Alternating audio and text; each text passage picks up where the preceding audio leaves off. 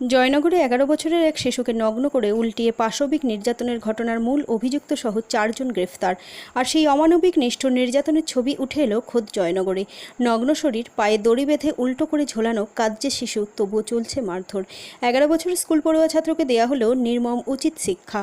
সম্প্রতি একটি video viral হয়েছে, তাতে দেখা যাচ্ছে একেবারে আইন হাতে তুলে নিয়ে ১১ বছরের স্কুল পড়ুয়া ছাত্রকে নির্মমভাবে মারধর করছে এক ব্যক্তি, আর তাকে সাহস যোগাচ্ছেন তারই পরিবারের পরিজনেরা। পায়ে দড়ি বেঁধে ঘরের মধ্যে থাকা আর কাঠের সঙ্গে উল্টে ঝুলিয়ে তাকে নগ্ন করে মারধর করা হয়, আর তার ভিডিও প্রকাশ্যে আসতেই শুরু হয় তদন্ত। তবে এই ভিডিওর সত্যতা যাচাই করা হয়নি। জানা যায়, ঘটনাটি ঘটেছে জয়নগর থানার বারুইপুর পূর্ব বিধানসভার ধোসা চন্দনেশ্বর গ্রাম পঞ্চায়েতের পূর্ব চন্দনেশ্বর গ্রামে।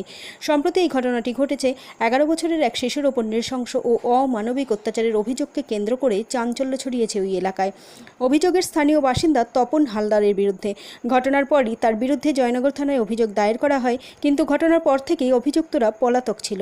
ইতিমধ্যে জয়নগর থানার আইসি সুব্রত মালাকার ও তার পুলিশের টিম জয়নগর, কুলতলি ও ক্যানিং থানা এলাকায় তদন্তে যায় গোপন সূত্র ধরে। আর গোপন সূত্রের খবরের গুরুত্ব দিয়ে শনিবার বিকেলে কুলতলি থানা ও ক্যানিং থানা এলাকা থেকে পুলিশের জালে পড়ে পাশবিক এই ঘটনার মূল অভিযুক্ত তপন হালদার। আর তার সাথেই গ্রেফতার করা হয় তপন হালদারের ভাই স্বপন হালদার ও তার পুত্র ২৪ বছরের শুভ হালদারকে। এরপরে তাদের জিজ্ঞাসাবাদ করে শনিবার রাতে কলকাতার লেকটাউন এলাকা থেকে গ্রেফতার করা হয় মূল অভিযুক্ত তপন হালদারের স্ত্রী রীনা হালদারকে। ধৃত ৪ জনকেই রবিবার জয়নগর থানা থেকে বারুইপুর মহকুমা আদালতে পেশ করে জয়নগর থানার পুলিশ। ওই অত্যাচারিত হওয়া শিশুর পরিবার সূত্রে জানা যায়, সম্প্রতি এলাকার কয়েকজন শিশুর সঙ্গে খেলাধুলা করছিল জয় শিকারী নামের ১১ বছরের পঞ্চম শ্রেণীতে পাঠরত এক ছাত্র। সেই সময় রাস্তা দিয়ে যাচ্ছিল অভিযুক্ত তপন হালদার। সেই সময় অন্যান্য বালকদের মধ্যে ঠেলাঠেলি হলে ওই বালকটির হাতে থাকা একটি লাঠি গিয়ে লাগে তপন হালদারের গায়ে। এরপরই ক্ষিপ্ত হয়ে ওঠে তপন হালদার। অভিযোগ, সে শিশুটির চুলের মুঠি ধরে টানতে টানতে বেশ কিছু দূর নিয়ে যায় এবং প্রকাশ্যেই তাকে কান ধরে ওঠবস করায়, কিন্তু তাতেও থামেনি অভিযুক্ত। শিশুর পরিবারের দাবি, এরপর শিশুটিকে নিজের বাড়িতে নিয়ে গিয়ে তার পায়ে দড়ি বেঁধে আর কাঠে উল্টে ঝুলিয়ে বেধড়ক মারধর করা হয়। খুলে ফেলা হয় তার পরনের প্যান্টও। শুধু তপন হালদার নয়, সেই সময় ঘটনাস্থলে ছিল তার স্ত্রী, তার ভাই, ভাইপো সহ তার পরিবারের অন্যান্য সদস্যরা এবং প্রতিবেশীরাও। এমনকি অত্যাচারের সেই মুহূর্তের ভিডিও মোবাইলে রেকর্ড করে রাখা হয় এবং বিষয়টি কাউকে জানালে ক্ষতি করার হুমকিও দেয়া হয় বলে অভিযোগ। ভয়ে রাতে বাড়িতে ফিরে প্রথমে কাউকে কিচ্ছু জানায়নি শিশুটি।